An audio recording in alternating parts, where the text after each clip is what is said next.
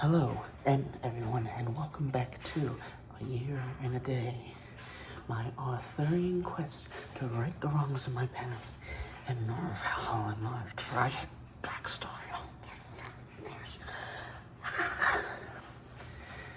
It's, part 2 of our little catch-up series right here, or, day 58, as it is. So we're going back to day 58. This one I can remember a little bit better. As you know, I actually did some more stuff, but of course, I don't know why I did that aerobic dancing thing. I just wanted to have a different energy to the last episode because I'm filming these back to back. So I just want to catch up. I don't want to have this weight over me anymore because it's really only hurting me. It's my own little self-imposed rule, and it's way, oh yeah, he's giving up on his love. He can't even do that. He's not worth it. He's not worth it. Which is a terrible thing to say to somebody. Oh, anyway, the day started. This day started so well. The day started out same as any other day. Waking up to watch a film, actually. I watched the movie Sing Street, a comedy coming-of-age story that's also musical in nature. And oh my gosh, it was so good. Oh, the songs were great. The actors were funny as all heck. It felt believable, and I looked into the director's discography. That's not the director's filmography. And he also, I was like, oh, I knew I recognized this from somewhere. This is the same director that did Begin Again, the film with Mark Ruffalo and Adam Levine. Adam Levine is the ending song to this one as well, which it's interesting that he keeps showing up in places you don't expect. Surprise Adam Levine. I think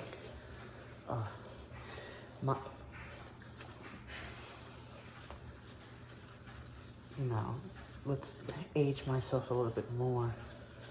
I always consider myself to be, stuck between my generations of millennial and Gen Z. Born in 2001, so raised on the paraphernalia of the 90s and early 2000s. I remember a time before the iPhone when all we had were iPods. I had 4 songs on that iPod. Love Me Do from the Beatles 1. Barbara Ann by the Beach Boys, specifically the one from the Beach Boys Party. I do not like the singles version. I like the one from the album version. The Weekend Whip, the Lego Ninjago theme song by The Fold. And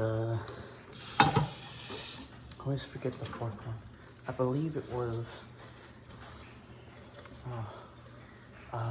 Knee Deep by the Zac Brown Band featuring Jimmy Buffett,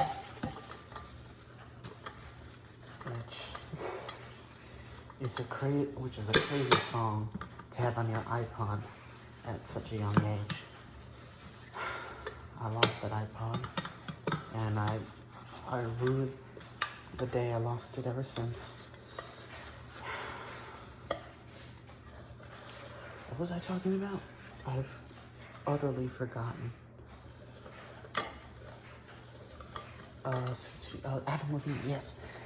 I want to talk about Maroon 5, and very much, enjoying the Hands All Over Me album. I think that's what it's called.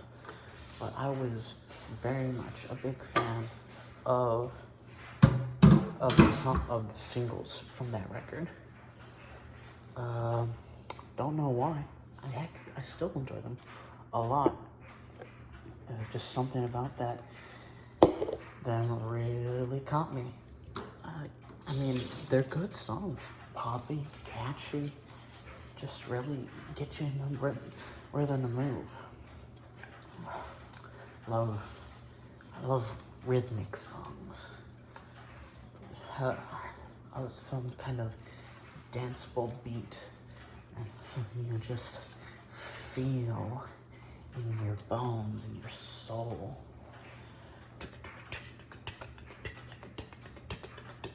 Yeah, dun dun dun dun dun dun dun dun dun dun dun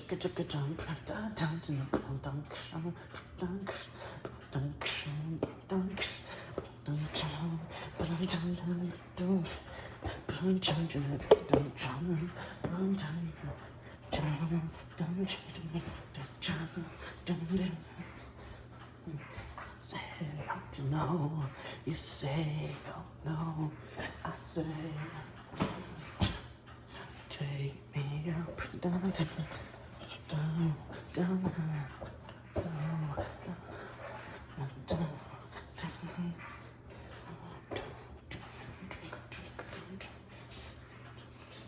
I know I won't be leaving it. I know I won't be leaving it. I know I won't be leaving it. I know I won't be leaving with you.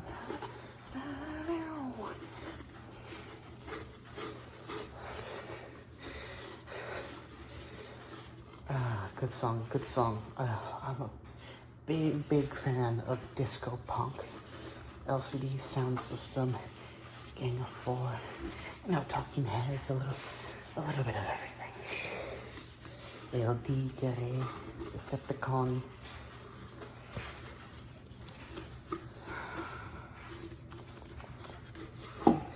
So, anyway, after watching that movie, went back to studying for the GRE, and then after having sat in there for so long, I decided I have to get out. I just felt this overwhelming urge, this need to get out of the house.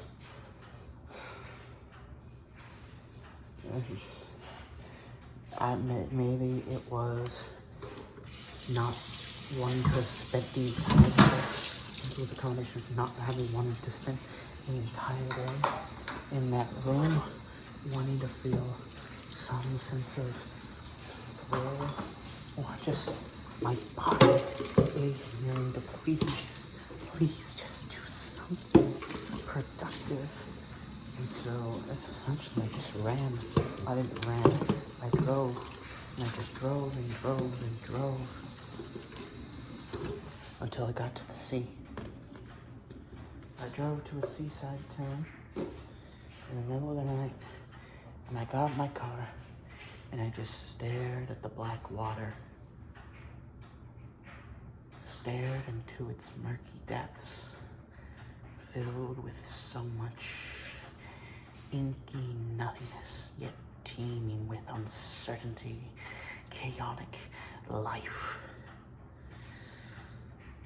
The sea salt smell burrowing its way into my nostrils.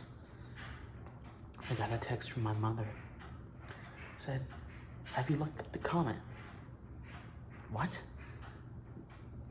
I'd completely forgotten that we were being visited by the 80,000 year comet Atlas. Well, something Atlas. I don't remember the first part.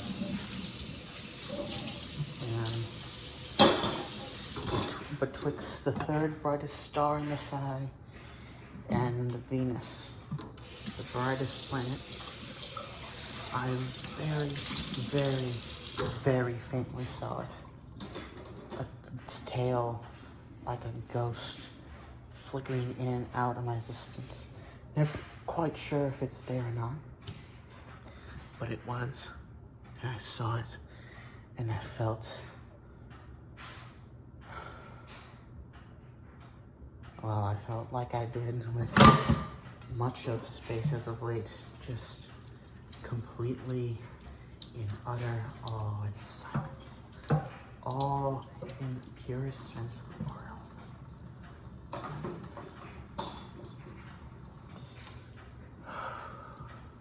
What a thing to see. Something that only you in that moment are gonna see. You alone get to see that view from where you are in that place of time, and it's entirely unique to you.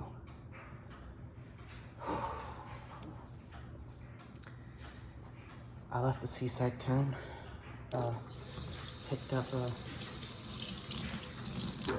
some McDonald's before driving back to my little town. But while I was eating, I was like, you know what? I want to see another movie. 2 movies in a day, what a shocker, I know. So I went to see Piece by Piece, the Pharrell biopic. And it was interesting to say the least. The visuals were amazing, and some of them were, I was surprised that Lego allowed them to happen, particularly, some of the music video recreations and the PG-13 smoke, if you catch my drift. But it was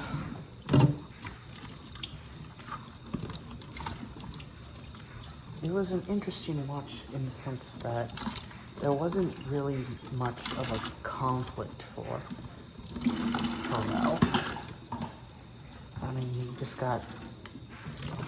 put in the work and the effort, and he just kept making good decision after good decision after good decision. I mean, he reckons with his own arrogance, and he was taken advantage of by greedy, but he saw success for a lot of it.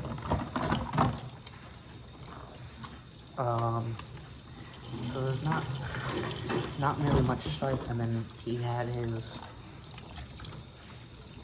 because the timelines all whacked up, because he had like, oh, my big comeback, and it was like, the song that you played before your showing your spiral, and then your big comeback were like a year apart, less so. And then the most surreal, but also kind of informative part of the film was seeing everything going to black and white, and then finding out that Pharrell Williams produced Kendrick Lamar's seminal "We Gonna Be Alright," and then sing the chorus for it. And so I got to see Lego Kendrick Lamar alongside a black and white Martin Luther King and also a Black Lives Matter protest, which unexpected to say the least, but you know what? That's art, baby. Art will surprise you. It really will. Well, after that, it was past midnight, so drove back. I've had this bad habit of, because I sleep so late, I stay up late, and because I sleep so late, I miss YouTube videos, or I'm watching really long ones, and so I take the time to catch up on YouTube. And so late nights into early mornings, into passing out for however long.